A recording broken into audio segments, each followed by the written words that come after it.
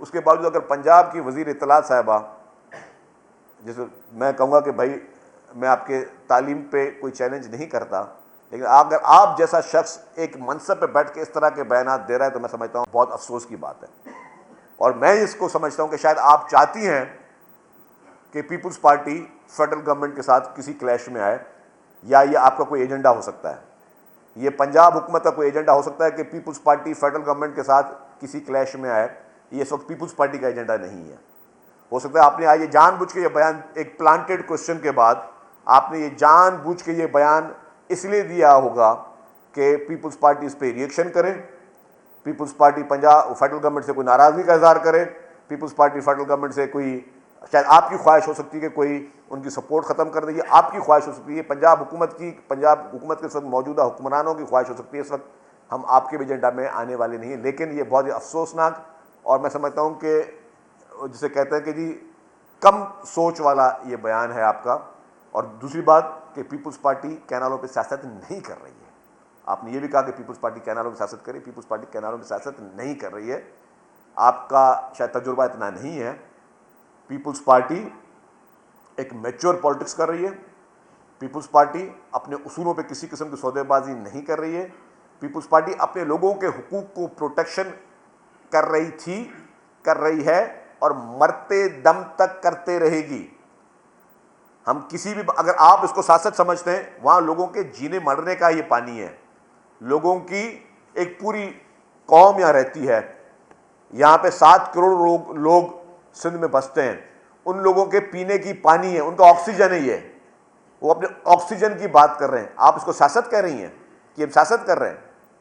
7 करोड़ लोग, लाखों मवेशी, लोगों की ज़राअत, लोगों की मईशत, वो सारी इसी पानी पे डिपेंड करिए। आप इसको सियासत कह रहे हैं कि हम सियासत कर रहे हैं इस पर? मैं समझता हूँ कि बहुत ही अफसोसनाक स्टेटमेंट है ये। मैं समझता हूँ कि कोई अक्लमंद और समझदार आदमी इस तरह के फ्लोटिंग स्टेटमेंट नहीं देता। आप हर वक्त एक ही फ्रेम ऑफ माइंड में स्टेटमेंट नहीं दिया करें। आप पहले सोचें, फिर समझें, फिर अपनी राय दिया करें। और उससे सबसे पहले, आपकी सोच कुछ भी हो सकती है, आपकी समझ कुछ हो सकती है, पहले कुछ पढ़ लिया करें। आईने पाकिस्तान पढ़ के फिर मैडम आप इस तरह के स्टेटमेंट दें। बगैर आइन पढ़ के आप स्टेटमेंट ना दें। और अगर आपके कोई इशूज़ हैं फेडरल गवर्नमेंट के साथ, तो मेहरबानी करके वो अपने घर में सेटल करें। उनको किसी इस तरह से आपके सामने ना लेके आएँ कि जो है उससे कोई कन्फ्यूजन पैदा हो। तीसरी बात, अभी मुझे पता चला कि जी खैबर पख्तूनख्वा के भी स्पोक्स पर्सन ने चेयरमैन बिलावल भुट्टो ज़रदारी साहब के स्टेटमेंट पे जो उन्होंने टेररिज्म के ख़िलाफ़ दी है, उस पर क्रिटिसाइज़ किया है। तो मैं उनके लिए भी अर्ज़ करता चलूँ, बैरिस्टर सैफ साहब के लिए, चेयरमैन साहब ने जो जो बातें की हैं वो हकीकत पर मुबनी हैं। इस वक्त आपका फोकस खैबर पख्तूनख्वा का लॉ एंड ऑर्डर पे होना चाहिए। जिस तरीके से आपके अपने वज़ीर आला साहब अपने हलके में नहीं जा सकते, जिस तरीके से शाम को 5-6 बजे के बाद पुलिसिंग नहीं कर सकती, जिस तरीके से जो इस वक्त वहाँ लॉ एंड ऑर्डर की सिचुएशन है, जिस तरीके से टेररिज्म वहाँ पे फल फूल रहा है, तो इसकी ज़िम्मेदार कोई और नहीं, पाकिस्तान तहरीक इंसाफ की लीडरशिप है। और उसकी मैं वजह भी बता दूं कि आप ही वो लोग थे जिन्होंने उन मदरसों को फंडिंग की जिन मदरसों के ज़रिए जो है वो दहशतगर्दी को फैलाया गया। आप ही लोगों ने, पाकिस्तान तहरीक इंसाफ ने ही और उसकी लीडरशिप ने ही उस वक्त कहते रहे कि तालिबान के दफातर यहाँ पे खोले जाएं, तालिबान के दफातर पाकिस्तान में खोले जाए, तालिबान को नुमाइंदगी मिलनी चाहिए, उनसे बातचीत करें, तालिबान के साथ आप फ्रेंडली हों।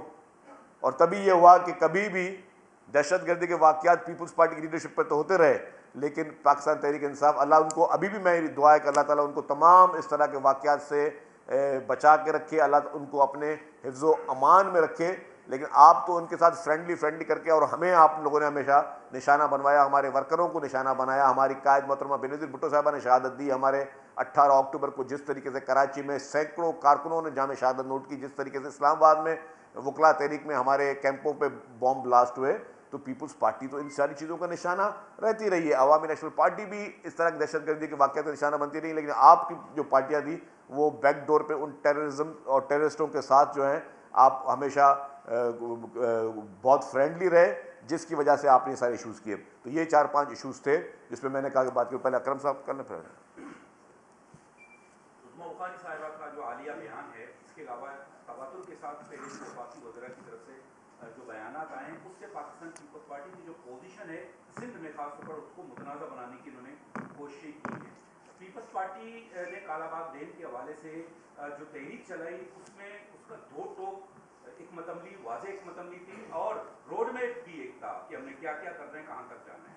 सिंध के अवाम शायद चाहते हैं कि पीपल्स पार्टी अपना रोड मैप दे और वाज़ेह मतलब जो हिकमत अमली है वो वाज़ेह हिकमत अमली दे। तो पीपल्स पार्टी क्यों अब तक हिकमत अमली का ऐलान नहीं कर रही है? कहीं पीपल्स पार्टी ने अपनी हिकमत अमली बड़ी क्लियर कर दी है। कल अगर आप चेयरमैन साहब का बयान आप गौर से सुनते हैं, उन्होंने बिल्कुल क्लियर कहा कि मैं अपने अवाम के साथ खड़ा हूँ, मैं शहबाज शरीफ साहब के साथ खड़ा नहीं हूँ।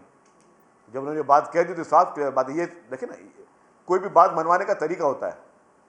आप उनके साथ बैठ, उनको पता है सबको कि जी ज़ाहिर डेफिनेटली सपोर्ट जो है पीपल्स पार्टी के बगैर नहीं चल सकती गवर्नमेंट। तो बेहतर है कि हम उनको बैठ के बोलेंगे पहले हमारे इस मसले को हल करो, चाहे डेवलपमेंट स्कीम्स हो जो सूबे को हक मिलना चाहिए, चाहे सखर हैदराबाद का मोटरवे हो, चाहे जो नई पीएसडीपी बननी हो, चाहे पंजाब की पीएसडीपी बननी हो, वहाँ पे साउथ पंजाब के जो इश्यूज़ हैं, चाहे खैबर पख्तूनख्वा के इश्यूज़ हों, चाहे बलूचिस्तान के इश्यूज़ हों, हम सब आप, उन्होंने कहा हम बजट में आपको सपोर्ट तब करेंगे जब आप पीएसडीपी भी हमारे साथ बैठ के बनाएंगे। और उन्होंने ये भी कहा साथ में कि जी मैं आपके साथ खड़ा नहीं हूँ, उन्होंने नाम लेकर कहा, उन्होंने कहा कि मैं अपने अवाम के साथ खड़ा हूँ। तो इससे ज़्यादा क्लियर मैसेज क्या होना चाहिए? मतलब आप बैठ के अगर एक चीज़ अपनी मनवा सकते हो, ज़रूरी है कि आपने कोई अफरा तफरी करके मुल्क में चीज़ मनानी हो कि आप बोल दें कि ठीक है लेट सपोज खुदा ना खास्ता, चले आपकी बात अकरम साहब, खुदा ना खास्ता वो कह देता कि जी हम हुकूमत छोड़ दें, ठीक है, मतलब हम हुकूमत में नहीं, हम हुकूमत सपोर्ट खत्म कर रहे हैं, चले भाई मैंडेट नहीं है, दोबारा इलेक्शन कराओ। पहले इलेक्शन 9 माह में हुए थे, ये अगर 9 साल तक इलेक्शन नहीं होते तो फिर कौन जिम्मेदारी देती?